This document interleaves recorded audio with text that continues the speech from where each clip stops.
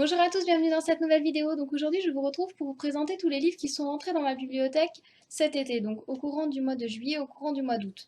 Comme j'étais en vadrouille, je me suis dit que j'allais tout rassembler dans une seule et même vidéo, donc vous allez voir, il y a pas mal de choses. Tout d'abord, j'ai passé une commande Gilbert Joseph pour commander deux bandes dessinées. Donc Tamara, le tome 13, Entre les deux, mon cœur balance, de Daras Boss et Zidrou, c'est aux éditions Dupuis. Et Alissa, le tome de sélection naturelle de Botian, Morse et Torta, et c'est aux éditions Soleil. Donc c'est deux bandes dessinées, je suis les séries. Ça me plaît beaucoup, de très bons moments de lecture, mais je vous en reparlerai plus tard. J'en ai profité pour commander également Livre en feu, Histoire de la destruction des bibliothèques de Lucien X Polastron. C'est aux éditions Folio dans la collection Essai. C'est un livre que j'avais très envie de lire, de parcourir, pour savoir un petit peu l'histoire des bibliothèques, bien sûr, que je guettais en occasion. Donc comme il y était, j'ai dit je vais sauter sur l'occasion et j'en ai profité. Et j'ai également commandé Simone de Beauvoir, Les Mémoires d'une jeune fille rangée, donc c'est une édition Folio. J'avais la suite, j'ai la suite dans ma page, j'ai La force des choses et La force de l'âge, mais je n'avais pas le premier tome et c'est mieux de les lire dans l'ordre, donc voilà, c'est chose faite. Je pensais l'avoir, mais non. Ensuite, j'ai reçu un petit livre de chez Fleurus, J'apprends à dessiner les personnages. Donc c'est un livre tout mignon. Alors j'en avais des comme ça quand j'étais petite. Je ne sais pas si vous en avez en plus grand par contre. Le format était plus grand. Donc avec des formes qui permettent de dessiner un personnage. Donc je l'ai gagné grâce au Vendredi Lecture sur Facebook si vous connaissez. Ensuite, les éditions Albert Michel m'ont envoyé Méfiez-vous des femmes exceptionnelles de Claire Delannoy. Donc c'est l'histoire de quatre femmes qui sont amies depuis très longtemps, mais la vie passant, elles ne se sont pas revues toutes ensemble pendant des années, et un événement va les rassembler, donc forcément il va se passer des choses, donc un roman sur l'amitié. Ensuite, les éditions de Boré m'ont fait parvenir deux gros livres. Et c'est deux belles briques. Tout d'abord, il y a Le secret de Miette de Marie Depalais. Donc c'est le livre qui m'a accompagnée pendant mes vacances en Corse. C'est un superbe livre avec un secret forcément plus ou moins de famille, une jeune fille, un jeune garçon qui tombe amoureux d'une jeune fille, mais elle ne peut pas l'épouser. Et il n'arrive pas trop à comprendre. Il part à la guerre. Quand il revient, cette jeune fille a un enfant, mais bon, elle ne veut pas révéler son secret, donc forcément toutes les hypothèses sont faites. Et petit à petit, la vie suit son cours, et peut-être ou non vont-ils se retrouver à la fin, ça je ne vous dirai pas, et on découvrira le secret de Miette. Et j'ai reçu Anna Pencote de Catherine Gansmüller, donc toujours aux éditions de Boré. C'est l'histoire d'une jeune fille qui décide de ne pas accepter le mariage que sa mère a choisi pour elle, donc elle fuit sur Paris et elle va rencontrer une institutrice, une citadine passionnée de mode et une ouvrière qui est en première ligne des luttes sociales. Et donc du coup, ces trois femmes vont l'aider à se construire. Donc par contre, celui-là, je ne l'ai pas encore lu, mais j'ai vraiment hâte, c'est ma prochaine lecture. À mon avis, ça va être un roman un petit peu féministe, assez sympathique, avec une plongée dans l'ancien temps qui va me plaire. Ensuite, j'ai reçu des éditions noir sur blanc, Quand le diable sortit de la salle de bain de Sophie d'Ivry, donc c'est le 20e tome de leur collection Notabila, pardon. C'est un petit livre qui traite du chômage. C'est une jeune femme qui est au chômage depuis des années, qui essaye de survivre, donc c'est décrit avec beaucoup d'humour toutes les petites galères, comment faire pour arriver à manger quand on n'a plus que 40 euros sur notre compte bancaire à la fin du mois, quelles sont les priorités, et comment est-ce qu'on va réagir quand on va se retrouver face à un bon repas, et toutes les petites débrouilles. Cet été, un très beau moment de lecture. Forcément, j'ai retrouvé quelques petites galères de la vie que j'ai pu connaître. Vraiment un très très bon moment de lecture, beaucoup d'humour et une présentation alors vraiment sympa. Il joue beaucoup sur la topographie, donc voilà, petit clin d'œil. Euh, voilà.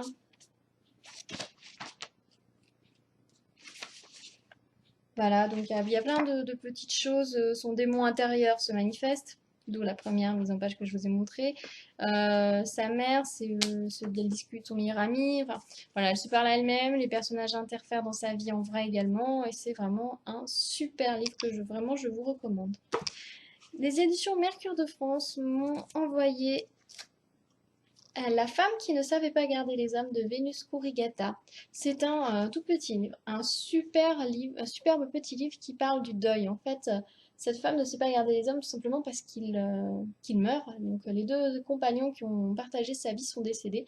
Donc grâce à l'écriture, elle revient un petit peu sur ces histoires, elle essaie de les faire revivre. Il y a toute une réflexion sur le fait de l'écriture les fait revivre, mais pas vraiment, et peut-être qu'on ne profite pas assez du moment présent. Enfin, c'est un livre magnifique, plein de poésie. Franchement, je vous le recommande. J'ai passé vraiment un excellent moment. Ma chronique est sur le blog déjà, elle est parue. Les éditions Seuil m'ont envoyé Les eaux troubles mâts du Morito et autres belles raisons d'habiter la terre de Philippe Delerme. Donc il y a la petite jaquette rouge. J'adore la simplicité de ses couvertures. Philippe Delerme, fidèle à lui-même, nous livre à nouveau un recueil plein de petites nouvelles, plein de petits plaisirs. C'est un livre à glisser dans sa valise. Si certains partent en vacances actuellement, c'est vraiment le moment de glisser ce livre dans la valise. Et sinon, pour les autres, je pense que vous en avez retrouvé un petit goût de nostalgie des vacances. Enfin, moi, c'est l'association que j'en ai eue en le lisant. C'est vraiment un livre de Philippe Delerme, fidèle à lui-même. Donc un très bon moment de lecture. Les éditions Verdier m'ont envoyé 2 livres. Voilà, alors j'aime beaucoup les éditions Verdier. Je vais vous montrer celui-là avec leur couverture très sobre, juste jaune. Les éditions Verdier, j'aime bien, c'est des livres qui bousculent un petit peu le confort, un peu particulier, avec une façon d'écrire un peu particulière. Donc il y a d'abord Entre les deux, il n'y a rien de Mathieu Riboulet, que j'ai lu, je me suis un petit peu demandé dans quoi j'étais tombée. Ça n'a pas été une lecture confortable et c'est logique parce que la position du narrateur n'est pas confortable. Ça se passe dans les années 70. Le narrateur a alors 18-20 ans, il se cherche. Euh, dans les autres pays autour, on a des conflits armés. En France, il ne se passe rien. C'est le moment de la libération sexuelle un petit peu également. Donc, politique, sexualité, tout se mêle un petit peu sans se mêler vraiment. Donc, voilà, il nous fait part de son mal-être, de sa recherche de lui-même à travers ce livre. Et du coup, l'écriture dessert vraiment sa plume. On est aussi dans cette position un petit peu inconfortable. Par moments, tout roule. Par moments, on se dit, ouf, je sais pas. Enfin, moi, c'est un livre étonnant et à avoir lu. Je ne pense pas le relire, mais je suis contente de l'avoir lu. Et le second, c'est Fables d'amour de Antonio Moresco. Donc, c'est traduit de l'italien par Laurent Lombard et c'est l'histoire de 2 personnages qu'il est impossible d'imaginer plus éloignés. Donc, un vieux clochard et une jeune fille merveilleuse. Et donc, c'est l'histoire de leur rencontre. Euh, voilà, par contre, celui-ci, je n'ai pas encore lu. C'est pareil, c'est une de mes prochaines lectures. J'ai hâte de le lire. Je pense que d'après le résumé, on va nous embarquer dans quelque chose à nouveau de vraiment sympathique et un petit peu particulier. Donc, j'aime beaucoup les éditions Verdier pour ça. Les éditions Folio m'ont envoyé 4 livres. Le premier de Alessandro Baricco, c'est Monsieur Gwyn. C'est traduit de l'italien par Lise Cailla. Donc, c'est un petit roman intriguant et brillant, nous dit la quatrième de couverture. J'avais découvert la plume de Alessandro Baricco avec les monologues du pianiste et j'avais vraiment adoré sa plume. Donc là, j'ai vraiment hâte de pouvoir le plonger dans ce petit livre et savoir de quoi il en parle. J'avoue que je n'ai... Derrière, c'est un dialogue, mais je ne me suis pas penchée dessus. J'ai envie de découvrir, de plonger dedans directement. Ensuite, j'ai reçu Au bord de la mer violette d'Alain Jobert. Donc, c'est l'histoire de deux jeunes hommes qui vont se rencontrer, qui sont fans de Victor Hugo, Jules Verne, de Baudelaire, et qui vont chacun suivre leur destinée, et tous les deux deviendront 2 romanciers très connus. Voilà, je vous en dis pas plus. Très bon moment de lecture également. Alors, j'ai reçu Sur la scène intérieure de Marcel Cohen, qui est sous-titré Fait. Alors, je ne l'avais pas reçu dans cet état, vous vous doutez bien. Mais quand je suis descendue dans le sud dernièrement, j'ai eu la mauvaise surprise de subir les inondations et le livre était au fond du sac. Donc voilà, il a bien morflé, il était trempé de chez trempé. Le premier réflexe que j'ai eu, c'est de bien faire l'accordéon pour décoller bien toutes les pages une par une. Et puis ensuite, j'ai fait sécher un coup dans un sens, un coup dans l'autre, un coup dans un sens, un coup dans l'autre. Donc ça a mis une semaine à sécher. Voilà, donc moi qui voulais lire, ça a reporté sa lecture. Donc apparemment, c'est un Marcel Cohen qui retrace un petit peu, grâce à des souvenirs, des objets, un petit peu la vie de sa famille qui a été déportée dans les camps de concentration. Chaque personnage, chaque personne, on a sa date de naissance et, je sais pas si vous allez bien voir, convoi numéro tant du temps. Voilà. Donc ça, c'est pareil, j'ai hâte de le lire, de voir quel regard on a là-dessus. Et pour finir, j'ai reçu dans la collection Folio Théâtre Eric Ibsen de Peer Gynt. C'est un jeune homme qui est issu des... Enfin, c'est un conte norvégien qui est assez connu.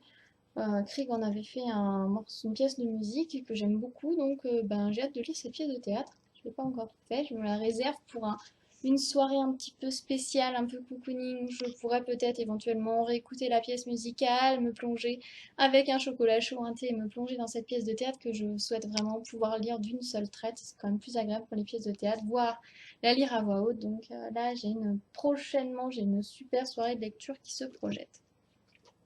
Et pour finir, j'ai reçu des éditions Oscar, plein de petits livres.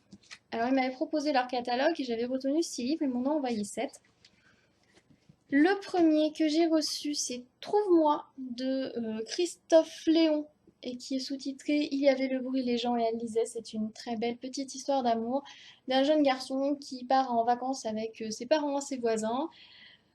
Et qui rencontre une jeune fille qui est un petit peu différente et qui forcément l'intrigue. Et forcément, c'est une jolie petite histoire d'amour. Je l'ai lu à mon retour de vacances, c'était le meilleur moment pour le lire. C'était un tout petit livre. Les éditions Oscar le conseillent de 11 à 111 ans. Oui, tout à fait, effectivement. Quel que soit l'âge, c'est tellement bien écrit qu'on passe un très bon moment. Ensuite, j'ai reçu Les clairs de lune de Théo de Marianne Ostrecher-Jourdain, donc toujours chez Oscar Éditions, toujours de 11 à 111 ans pour cette collection. Théo est un jeune garçon dont la grand-mère est décédée. Il n'aperçoit sa mère que de temps en temps. Elle vient le rendre en visite qu'une fois par semaine, elle est très jeune. Il comprend pas trop cet éloignement entre sa mère et lui, et quand sa grand-mère décède, elle lui laisse une somme d'argent pour s'acheter un piano et elle lui demande de ne pas chercher à remuer le passé et de savoir ce qui se passe avec sa mère. Forcément, Théo se sent obligé d'obéir par rapport au piano, mais il ne va pas pouvoir s'empêcher de chercher qu'est-ce qui se passe avec sa mère, quel est le passé avec son grand-père, pourquoi le piano, pourquoi la musique, et il va faire la rencontre d'un piano qui va lui révéler tout ça. C'est vraiment une très très belle histoire. On se laisse embarquer, on écoute les notes dans notre tête au fur et à mesure de notre lecture. C'est vraiment un très bon moment et si vous l'offrez à votre enfant, je vous conseille de le lire également. J'ai également reçu La peur au placard de Perrine Leblanc. Il y avait toujours eu ce truc, ce sentiment lové au creux de mon estomac qui avait grandi avec moi. On va y rencontrer Elsa, qui est une jeune fille qui est pas très bien dans sa peau parce qu'elle se rend compte qu'elle est un petit peu trop intéressée par une autre jeune fille. Donc voilà, le mal-être est là. Elle va rencontrer une jeune fille, Chloé, qui a un fort caractère et qui va lui faire comprendre que les différences, c'est plutôt bien et qu'il ne faut pas forcément chercher à rentrer les gens dans des boîtes. Donc voilà, c'est un tout petit livre, hein, il doit faire 70 pages, voilà, 79 pages. Voilà, si vous voulez en savoir plus, la chronique est sur mon blog. Roman très sympa à glisser entre les mains d'adolescents pour passer un bon moment, pour leur apprendre quelque chose, c'est très bien. Parce qu'on ne sait pas forcément toujours aborder ce genre de sujet et ce petit livre est à mon avis un bon outil. Il m'avait glissé en plus Le courage en héritage de Calouan. Il a des êtres qui sont des passeurs d'amour, des passeurs de vie et d'espoir. C'est pareil, c'est un tout petit livre, hein, c'est la collection court-métrage. Celui-là aussi, hein, les deux sont la collection court-métrage. C'est une jeune fille dont la grand-mère vient de décéder, qui lui a laissé Elle découvre quelques secrets dans la chambre de sa grand-mère et ça va lui donner la force et le courage de se battre pour sa propre vie. J'ai beaucoup aimé la façon dont le deuil est traité. Un petit peu moins sur le fait de la vie de la jeune fille, ça m'a un petit peu surpris. Je me suis un petit peu demandé pourquoi finalement en avoir rajouté. Bon, après, c'est le choix de l'auteur. Un petit livre très intéressant également sur le deuil. Et pour finir, j'ai reçu 3 livres de la collection Histoire et Société. Donc, Charlotte Delbo, poète de la mémoire de Roland Coss. Donc, Charlotte Delbo, pour ceux qui ne connaissent pas, c'est une poète qui a écrit beaucoup au retour des camps. En tout cas, elle est connue pour ça. Charles de Gaulle, l'Insoumis 1940-1945 de Céline Hanché et Voltaire, écraser la femme de Isabelle Wlodarczyk. Alors, j'aime beaucoup ce genre de collection parce que il y a une partie de la vie du personnage qui est relatée sous la forme d'un roman. Et ensuite, nous avons un certain nombre de documents, une chronologie, Alors, je vais vous montrer dans ce Voltaire. Hop. Nous avons une chronologie qui permet de resituer. Nous avons un texte de Voltaire directement qui est inséré. Voilà, c'est long et tout à fait lisible d'ailleurs. Pour Charlotte Delbo, on a la chronologie.